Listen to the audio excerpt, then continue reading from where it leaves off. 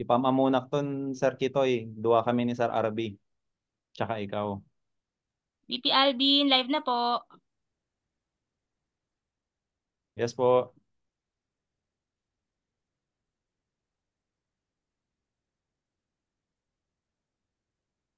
Live na po sa FB. Okay, sige. Oo. Thank you, Sounds Miss Len. Alright. Hello, Sir Kitoy. Sir RB, Press RB. Good afternoon. And to our viewers, good afternoon po. yan. Oo nga, good afternoon po to everyone.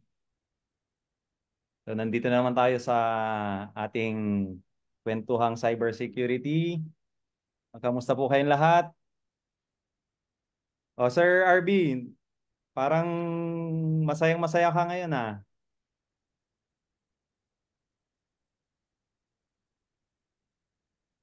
Yan. Share lang natin itong ating link para sa ating FB Live. Okay.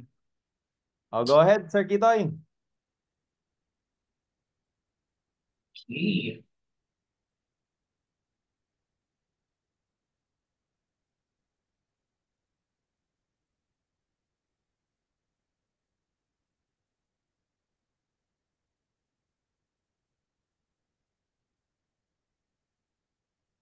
Ready na, Doc Alvin? Yes po. Okay, so magandang hapon po sa ating lahat. At ito na naman po tayo sa ating kwentuhan ng cybersecurity. So with us today, we are very fortunate to share to us his expertise and also his knowledge regarding the cybersecurity essentials in the academia.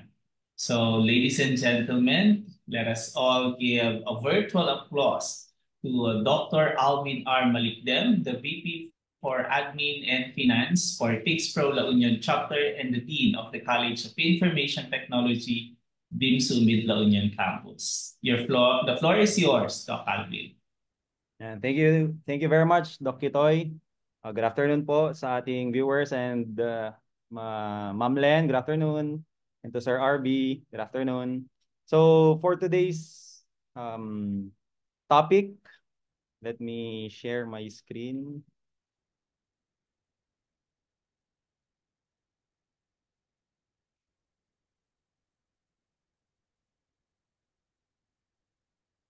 Yeah.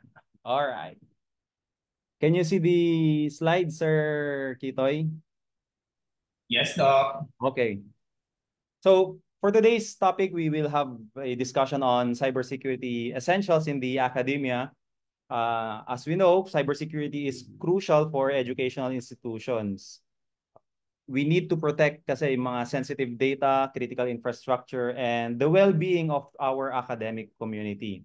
In this topic, we are going to explore some of the key aspects of cybersecurity in the academe, from the common threats to maybe some mga robust measures that we can use.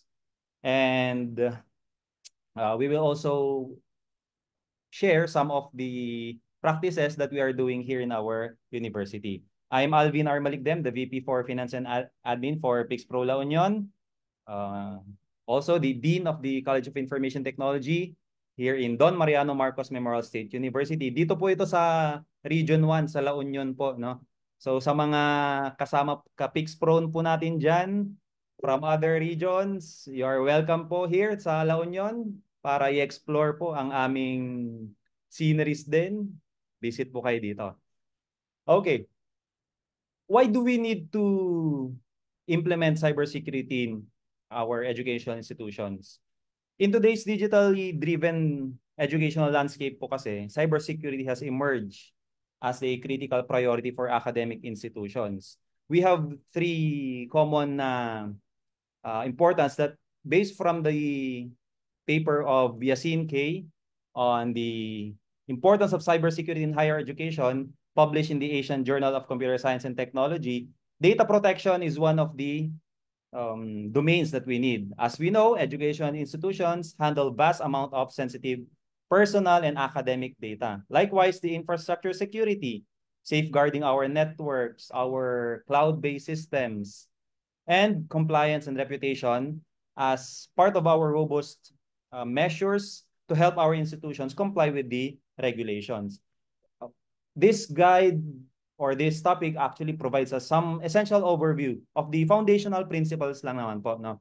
And practices necessary to safeguard the integrity, yung ating CIA triad, no? Sa confidentiality, integrity, and availability of information within schools, within educational institutions, colleges, universities, and the likes. These are common threats. These are the common threats po faced by academe based from Ponemon Institute last 2022. In their report, phishing attacks is one of the common threats, malware infections, data breaches, and insider threats. Educational institutions face a range of cybersecurity threats po kasi, no? But these are mostly the common na attacks na nangyayari. Now, we need to understand these threats as the first step of building our robust defense. Phishing attacks, as we know, some fraudulent emails or messages aim to trick yung mga users, no? Lalo na yung mga medyo may mga siguro mga faculty or non-teaching staff na medyo may edad na, commonly possible, no, makapasok through phishing attacks, revealing sensitive information or installing malware. As mentioned, malware infections, these are some viruses, ransomware, and other malicious software that can disrupt the systems and may compromise our network integrity. And of course, yung ayaw natin, yung data breach. These are unauthorized access to sensitive personal, academic, or financial data, leading to privacy violations as indicated in RA 10173 or the Data Privacy Act of 2012. Likewise, medyo nagalang din po tayo. We have insider threats din, no? Malicious actions by authorized users. These are authorized users. This may be part of the people who runs the systems or implements the patches and so on. No po? Where they may misuse their privileges to cause harm. No? Now, in implementing robust cybersecurity measures, academia actually holds a vast amount of sensitive data from student records. No? Nakakatakot, no? These are student records. We have employee records, research data. We have financial information. We need to protect this data, no? To maintain yung trust, yung compliance to legal requirements, and ensure po yung smooth operation of our institutions. One of the main things that we may implement yung access controls, no? Implement strong user authentication, access privileges, and role-based permissions. The security of our network. We must deploy firewalls, intrusion detection, and prevention systems. If possible, we may use VPNs to protect yung digital infrastructure natin through itong private networks natin. And of course, encryption of our data to ensure that data is encrypted both at rest and in transit. No? So may mga cryptography implementations po tayo so that even in transit nga, meron pa din yung, protected pa din yung data natin. However, syempre, mahuhusay pa rin yung mga threat actors. Baka i-brute force or na-try mo na ba yon, Sir Kitoy? Nakuha na yung data eh. Di ba yung mga pinag-aaralan mo doon sa paano i-decrypt yung mga encrypted na data? Nako. So, possible po yon. Establishing clear cybersecurity policies and protocols po is essential in educational organizations. This includes guidelines on password management. Yan, sa password pa lang, no? Baka mamaya yung mga kasama nating non-teaching or faculty, yung mga passwords nila sa system nakalagay sa ano to, yung mga sticky notes, tapos nakalagay lang dun sa mga well, possible na. And then incident response procedures. To cater to these implementations po, some of the practices of our university, the Don Mariano Marcos Memorial State University, has created a board-approved policy in the use of ICT resources. Ito po siya. No? DIMSU has this policy on use of ICT resources. This policy provides essential overview on the principles and practices necessary po to safeguard the integrity, confidentiality, and availability of information commonly for our students and our faculty, sa employees po ng DIMSU. This protects this safeguards yung ating confidentiality, integrity, and availability of information within us as our PIP and yung mga partners po natin as our PIC. This policy also conforms to the RA 10173, the RA 10175, and the National Cybersecurity Plan of 2028 po. Some of the common na things that are mentioned in our cybersecurity or in our policy on use of ICT are yan, mga password security. We educate creating strong, unique passwords sa ating mga users, enabling multi-factor authentication. Lalo na nung nag-pandemic po, no? We moved to LMS, mga yan, no? As we know, marami pong academia, mga academic institutions na talagang na-target po, no, noong pandemic. Kasi nga, we mostly moved doon sa ating mga LMS. Safe email practices teach users to identify and avoid yung mga phishing attempts, handle sensitive information securely. Nagkakaroon po tayo ng mga orientation, no, lalo na doon sa mga bago na faculty or non-teaching, even our students, we have this. Secure device use, instruct users for proper device management and incident reporting. If there would be some cause na nagkaroon ng security breach, kailangang ma-report po ito dun sa ating MIS or dun sa IT team. Yan. Thus, allowing us to protect, no, yung ating data, no. Mind you that sa educational institutions, yung ating student information, kasi may mga may mga minors din tayong students, no? Medyo minor pa. So, mas need natin i-protect yung mga no? Although we need to protect everyone, no? Lahat po siya. Pero sa mga systems kasi natin ngayon, sa amin kasi sa State University, may mga kinikater pa kaming kinder, parang gano'n eh. Kinder hanggang PhD. Yan.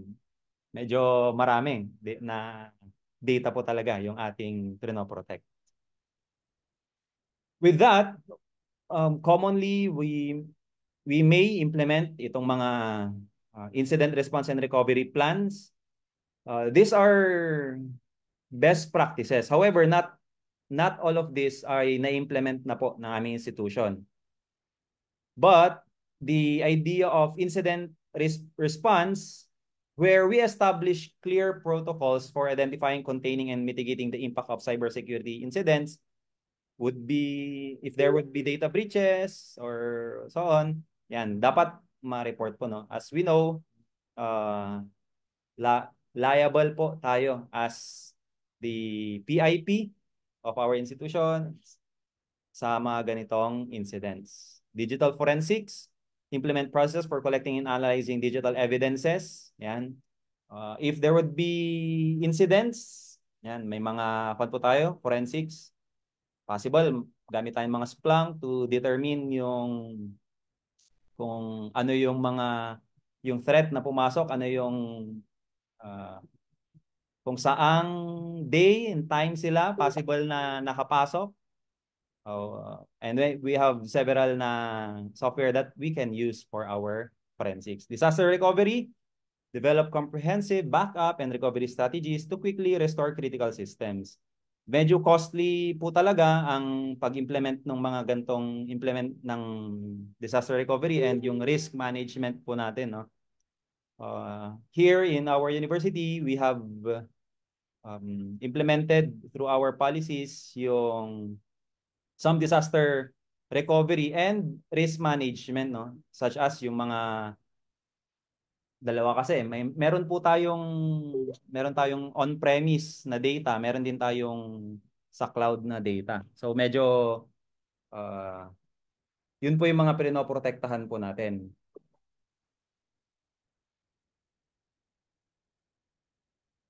Then we need to have robust communication plan to ensure effective communication channels to inform our stakeholders, coordinate the institution's response to cybersecurity incidents. Here in our university, we have may mga kasi no, may mga campus and then merong university. So may mga po to. May mga communication plan that needs to be addressed, no? We need to comply with this, no? Para if there would be incidents or kahit na hindi incident, for the risk management, talagang na-protect po yung data ng ating mga users. Users, students, non-teaching, mga faculty, and so on.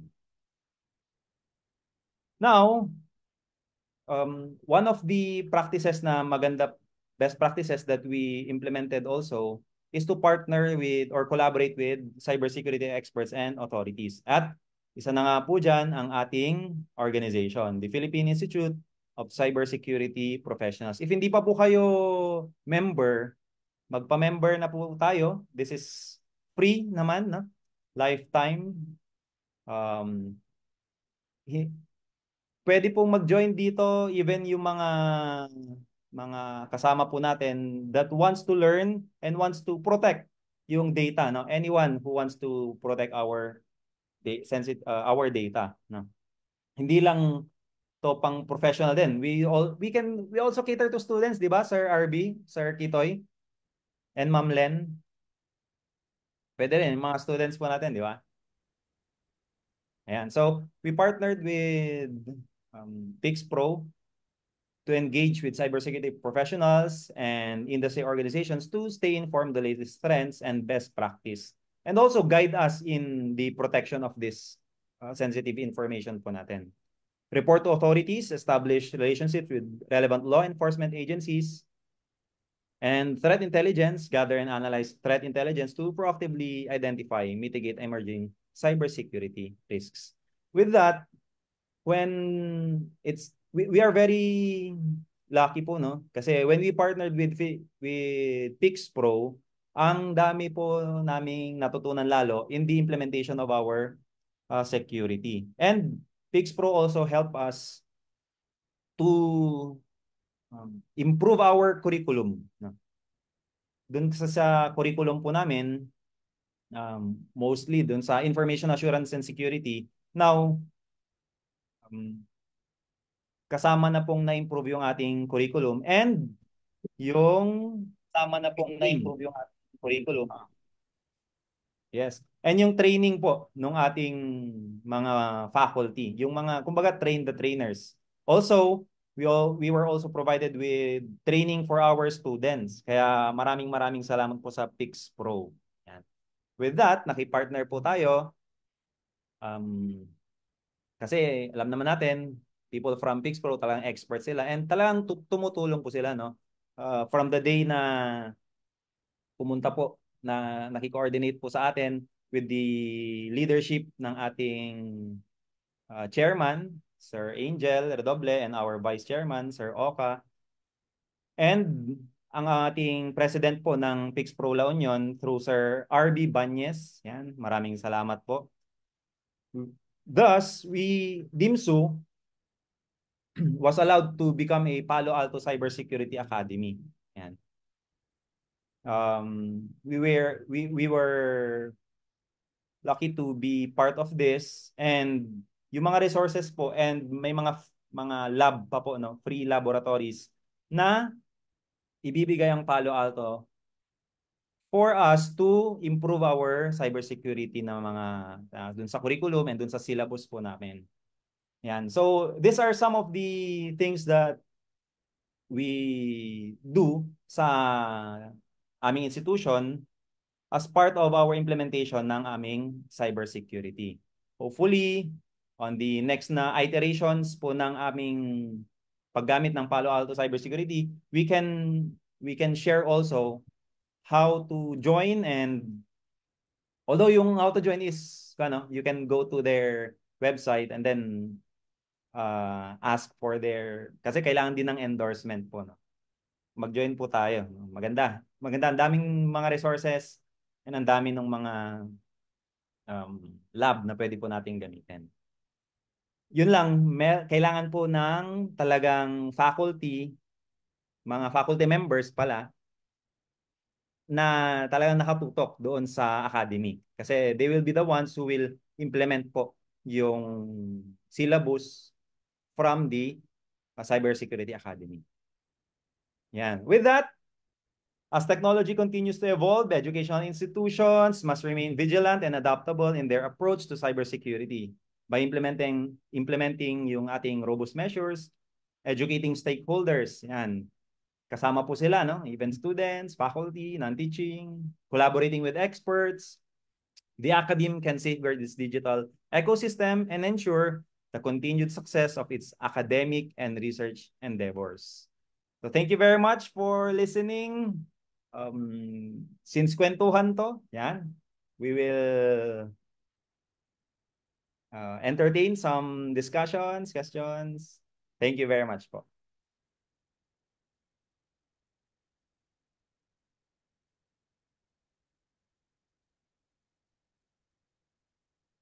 Back to you, Sir Kitoy.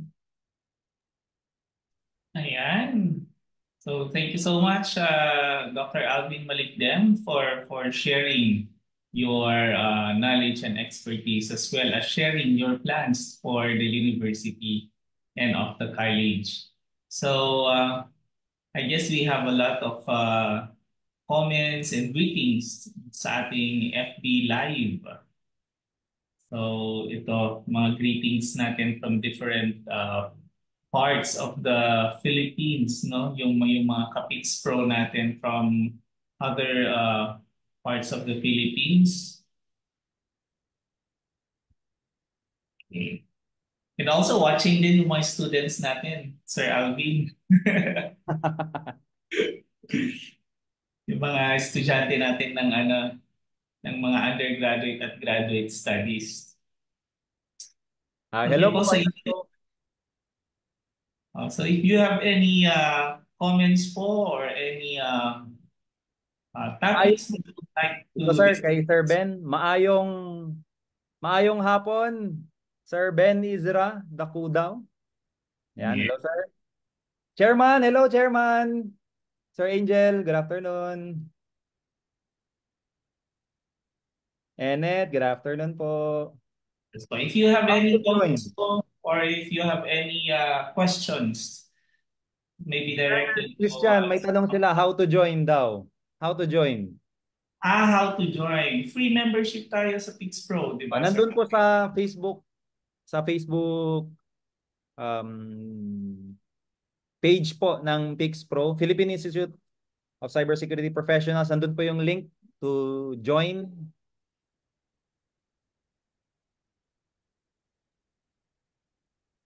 Yes, ang sabi dito ni Sir SJ. So go Dr. Alvin Malikdem, we will also adopt the idea in our college.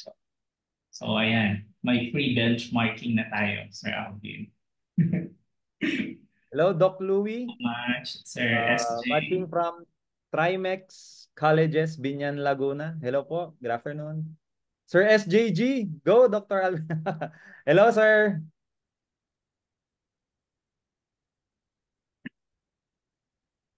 Ayan. Siguro, may tanong rin tayo sa mga kasama natin. Sir RB, yan. Dito si Sir RB.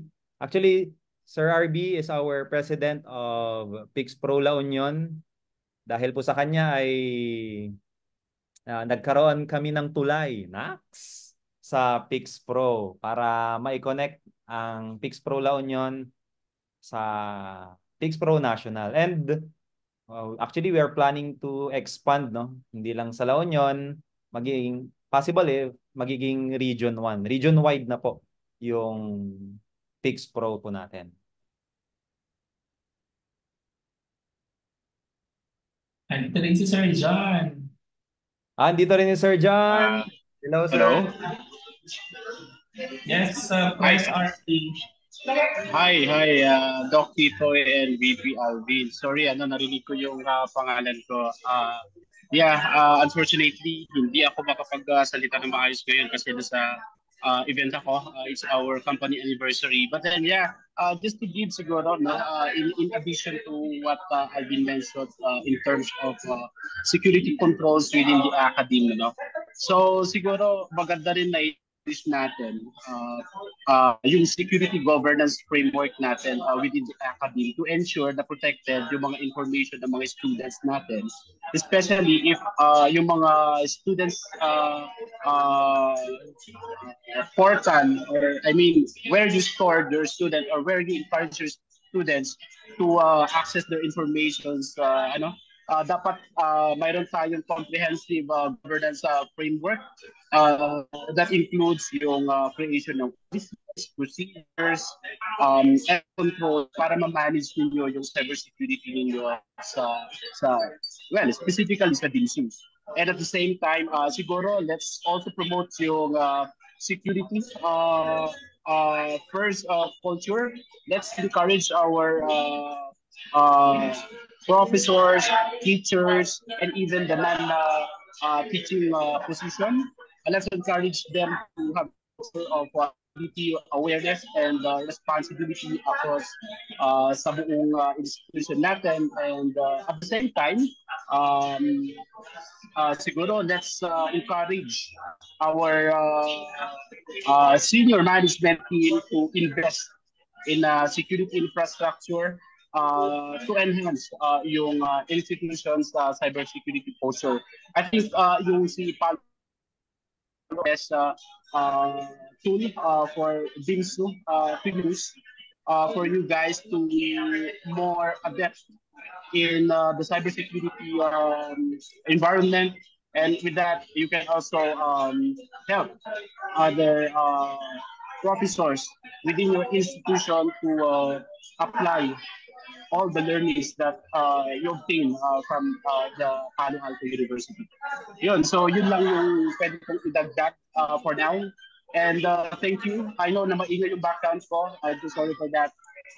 So yun, thank you for the time, Alvin, and the rest of the team about yung chapter. Thank you, Sir RB. Sir Christian, merong question dito? Yes. Galing pa kay Doc Louie, no? So, tinatanong niya kung pwede ba kaming bumuo ng PixPro org for the students na kumukuha ng program ng cybersecurity sa school. Yes. Yes po. Yes, Sir Doc Louie.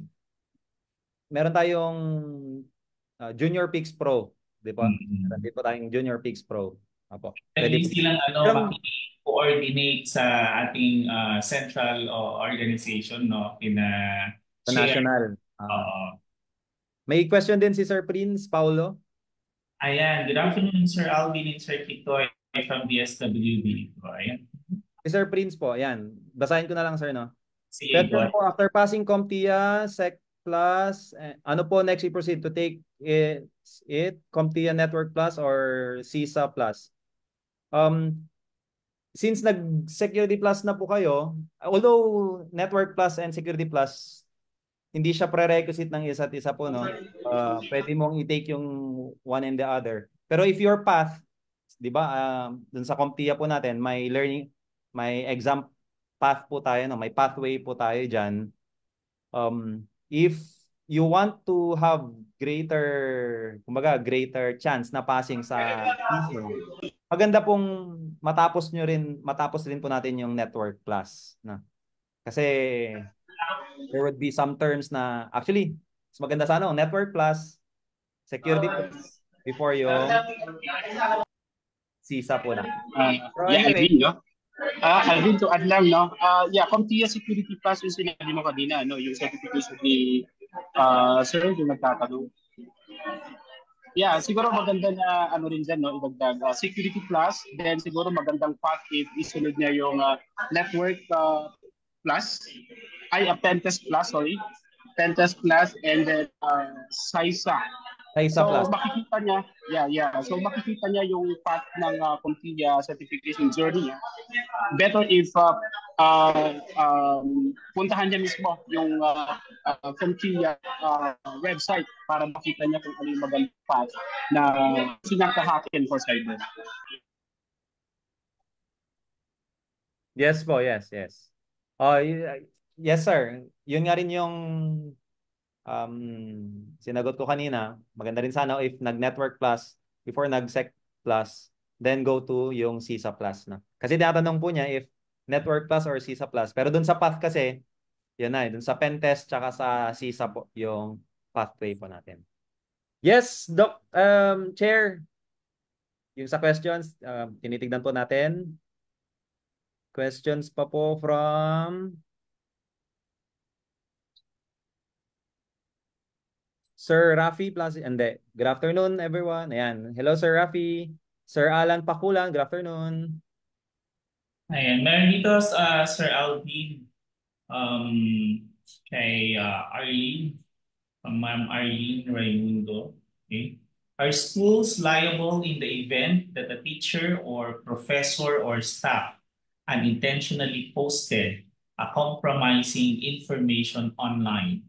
So one instance would be a teacher posting the faces of their students, a student or parent posting their class card, etc. So do we educate all the stakeholders in the learning institution about this? Yung teacher po ang nag-post. Nako, delikado yan. As we know, these are sensitive personal information, no? Grades and other data po na para sa student.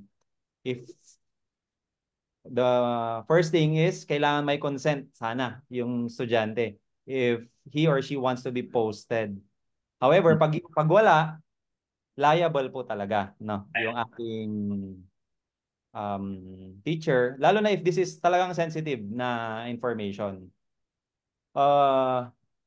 Pero yun nga, upon enrollment, di ba may mga pinipirmahan tayo upon enrollment na registration form, may mga kwan po kasi tayo doon, may mga privacy notice and yun sa consent form, baka naman naka-indicate po doon na we may use your photos for social media, blah blah blah and so on. Di lang natin alam, baka meron, protected pa din po yung ating teacher. Pero if wala talagang consent, upon investigation, walang consent, wala pong liable po talaga tayo doon. Thank you for the question, Ma'am Arlene. Yes, and even sa meeting naman natin, di ba, Doc Alvin, meron tayo doon sa kapag nagre-register tayo, if we allow for yung sa pagkuha ng picture and to be posted for ganun. Tama. Here po, no, one of the practices po natin dito sa university, talagang naka-indicate po doon. Dalawa eh. Do you allow us to take a photo of you? Parang ganon. Then another column, do you allow us to share yung pictures, ganon, nung mga events or activities. Ayan. Yun po yung kan natin, talagang naka-indicate na. May question po kay Sir Kitoy, go ahead. Yes, nagbabakri daw. May isa ditong comment, actually it's a comment kay Christo Person, no, medyo mahaba nga lang, no. So agreeing with the points sa topic, I have similar sentiments din with my ongoing project for a private sector ng school. Just to share in my recent research, the lack of the organic structure integrating cybersecurity is one of the issues why cybersecurity is a big concern in the schools. This was highlighted not just here but studies and publications abroad. So we aim na maging organic na ang cybersecurity sa mga teachers, staff, admins, so that is why we need to train them. Also, the development of the cybersecurity mindset and skills should begin at an early age. In the US, they have programs now in some school district that train students on a critical thinking technology, and foundation on information security. So we need to integrate cybersecurity in support of our ICT subject. And lastly, the values should be considered in order to train both the educators and children to become cyber citizens. This will help our youth to have the right culture and path into becoming both ethical, God-fearing, and being a Filipino, and not going to become a cyber criminal. Diba? Yan, tama. Ang haba. Yung mindset muna. Tama. Thank you, Sir Christopherson. Talaga, yung mindset talaga. Una yon. Awareness at saka mindset. It starts with sa young age talaga. That's why, you know what, sir? PixPro has its program na PixPro Cares. Yan. PixPro Cares, ang ibig sabihin ng cares is community. Check ko po, no? Yan. Community awareness. Oops. Saan yan?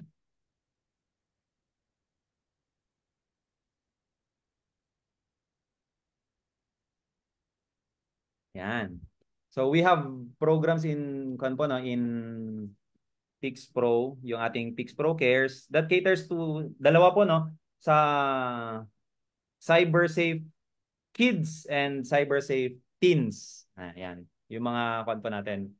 Tama po, grassroots po tayo. Mas maganda if lalo na no, nakalagay sa Facebook 18 years old pataas po ang pwedeng gumamit, di ba? Pero may mga bata talagang um, talagang nakakapasok pa rin dun sa mga social media sites, no? Pretending to be yung age nila is greater ng yes, within the age range na po 'yon. Kaya tama po. Yan, PixPro Community Awareness Response and Education Service. Yun po yung ating program. We go to grassroots po sa ating mga schools to share yung awareness po, no, to orient yung ating mga teens and kids sa importance po ng cybersecurity. Lalo na, 'di ba, Sir Kitoy? Medyo vulnerable yung ating young generation sa mga kahit na mga scam, no?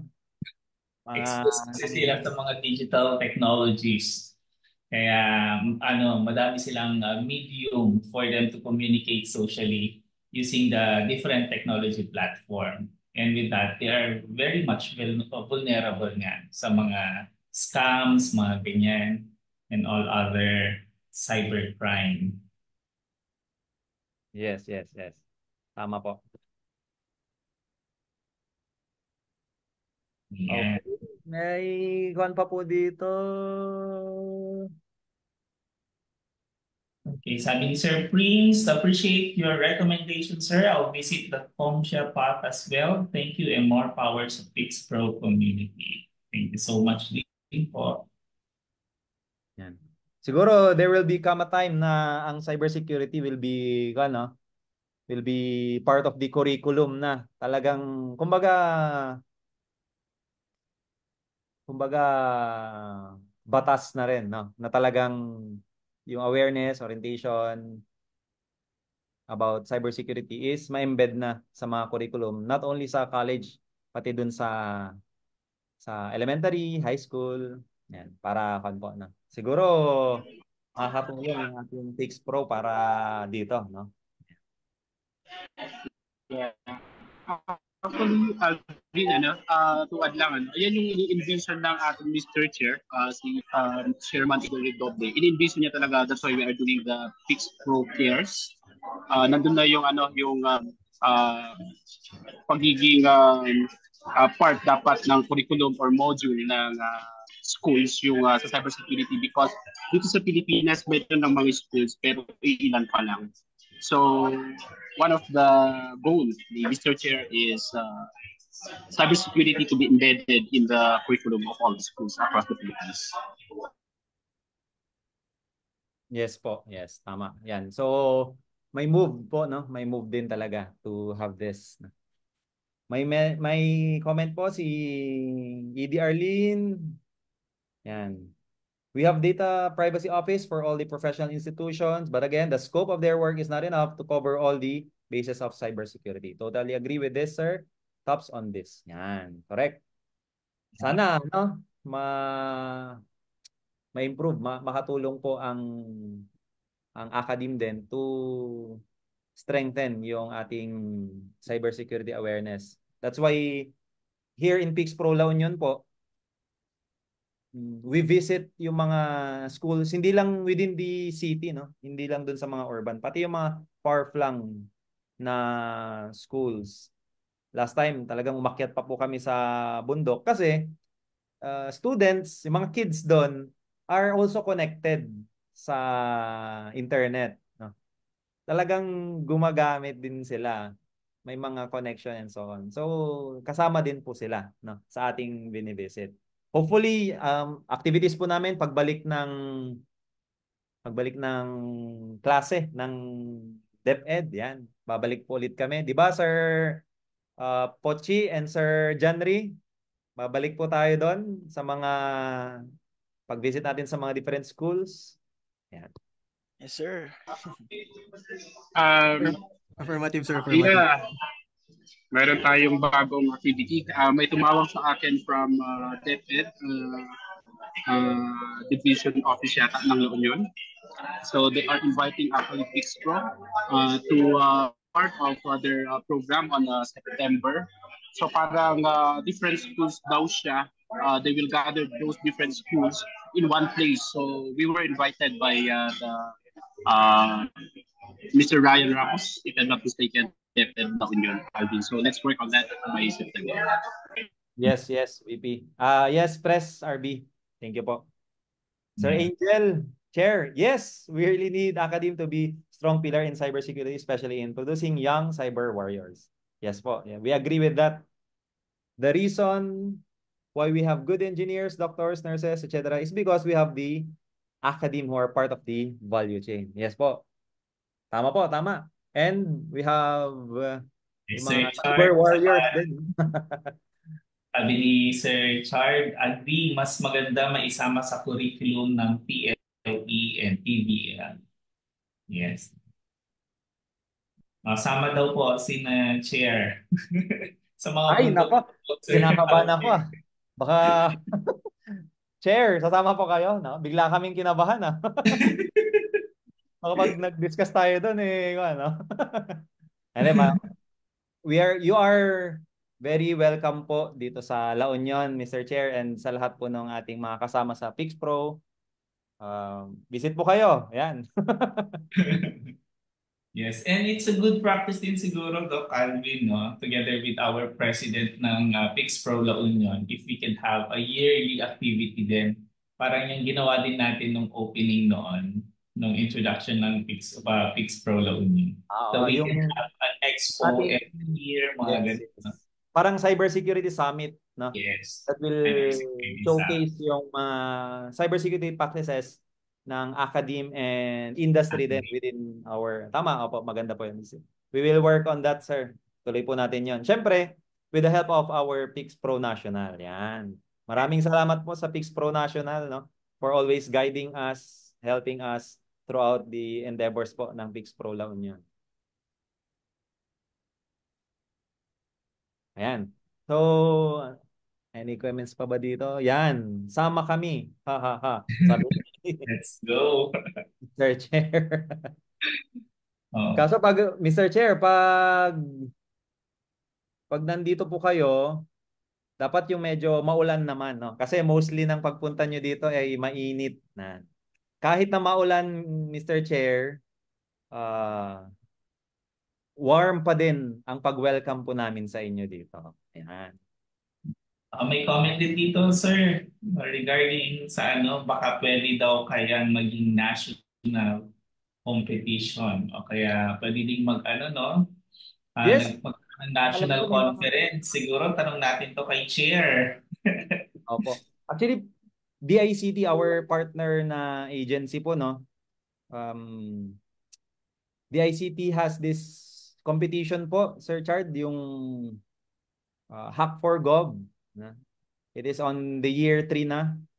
And parang region-wide mo na yung Hack for Gov, and then the winners from region pupunta sa Hack for Gov National.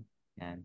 Fortunately, our institution po, the Don Mariano Marcos Memorial State University, won this year's Hack for Gov for Region 1. We are going to represent Region 1, hopefully, with the guidance of the ICT. And syempre, papatulungin kami sa PIX Pro. Yan. Makasama po tayo dun sa competitions. Yan, meron din tayo. O yan, sabi ni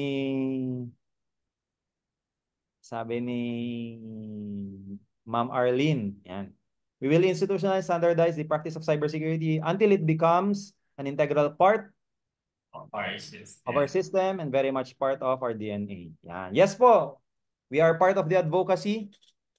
Tutulong po tayo dyan. Let's go po. Competition on cyber defense and strategy and design. Yes, actually, yan po, no? Siguro mostly ng mga nangyayari po atang competitions is on the offense side, no? Kaya maganda po, defense din. Yun nung unahin, no? Sa defense. Thank you very much, Mr. Chair. Tulungan niyo po kami dyan.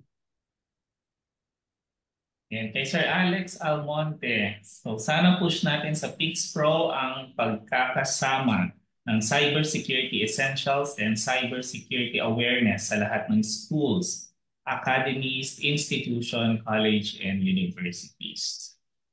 Yan.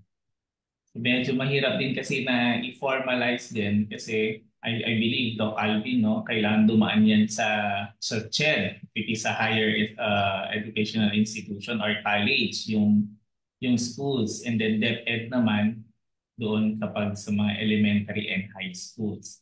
Yes, so, sir. Pero pag naging batas, Sir Kitoy, pag naging batas, talagang kaya yan, Mr. Chair, push natin. Tama yung sabi ni Sir Alex. Ikasana natin yan, sabi ni Mr. Chair. Pagplanuhan for 2025, no? A national event for PIX Pro. Yes. Ayan. So, may comment pa po dito? Okay, Sir Mario, sabi niya, maybe form a core team to standardize and learn together, then pwede i-cascade. Pwede cascade? Ayan, question niya. Pwede cascade? Of course, yes. Matik po yan. Kakascade po natin. Don't worry, may plans po ang ating organization. Yes. Di ba? ED Arlene, Chair Angel, on this na domains po ng ating cybersecurity. And hopefully soon, no, makakita-kita din yung mga different cluster ng PIX Pro. Oo nga, di ba, Mr. Chair? Maganda yun. Hindi lang virtual, kundi face-to-face. PIX Pro conference ng different chapters, no? Para mag-meet din. Pero naka-mask daw. Joke. Para hindi alam yung identity at ang nakalagay doon sa natin IP address, no? Ay, hindi, wag palang IP address. And we will push kahit kulang tayo sa resources, sabi ni Chair. Yes, wow. All right. So, yan, maraming salamat po sa kwentuhan natin for this evening. Hapon na ba? Hapon pa lang pala. This afternoon. Maulan ba dyan sa inyo, Sir Kitoy? Medyo po. Sir Janry, maulan na ba dyan sa inyo? Mamaya pa, sir. Diyan muna. Dito maulan na po, no? Pero kahit na maulan, sabi nga ni... hindi, kahit na weekend, sabi nga ni Mr. Chair, happy lang, walang weekend. Di ba? Happy lang, walang weekend. Because we need to continue, we need to continue yung learnings po natin. Kahit na hindi sa cybersecurity, pero all domains po ng ating learning. Kasi lifelong learning nga ang tawag po natin. Okay? Yes po. Okay, so maraming salamat po sa ating mga naging viewers sa ating live sa Facebook. And may nagpapa-shoutout lang sa NCR chapter. May info drive kami sa July 24 sa Pateros. Ayan, galing kay Ma'am Ruby. Hello, Palis Ruby. Shout out po sa NCR chapter. Yan. Yes, shoutout din po sa Bulacan Pix Pro. Ayan, Bulacan chapter. Aurora, Pix Pro Aurora. Good afternoon po. Sa yung bago sa Quezon, Pix Pro Quezon. Yes po. Of course, yung Pix Pro Bacolod. Yan, di ba? So hopefully magkikita-kita by next year kasi plaplanuhin this year ang national conference ng Pix Pro for 2025. And then Pix Pro Bulacan. Hello po, hello, hello. Hello. Sir, may last siguro na comment dito si Sir Jeffrey Diaz. Yan. Possible ba makatulong ang Pix Pro para magkaroon ng initiative and government para magkaroon ng board exam specifically designed for students na graduates ng computer-related curricula? Then mag-open ng program for cybersecurity curriculum for DepEd, TESDA, and CHED. Yan. We have dun sa first part, makatulong ang Pix Pro. Yes po. As mentioned by Mr. Chair, talagang tutulong po ang Pix Pro for this advocacy, cybersecurity advocacy for our beloved country. And dun sa board exam, siguro, hindi ko sure kung paano ang magiging way po nun. Possible po naman. Pero since wala pang mga board exam, we allow our students, our faculty to take muna yung mga certification exams po natin. Siyempre, hindi tayo magbabanggit kung anong kung anong vendor. Itago natin sa pangalang joke lang po.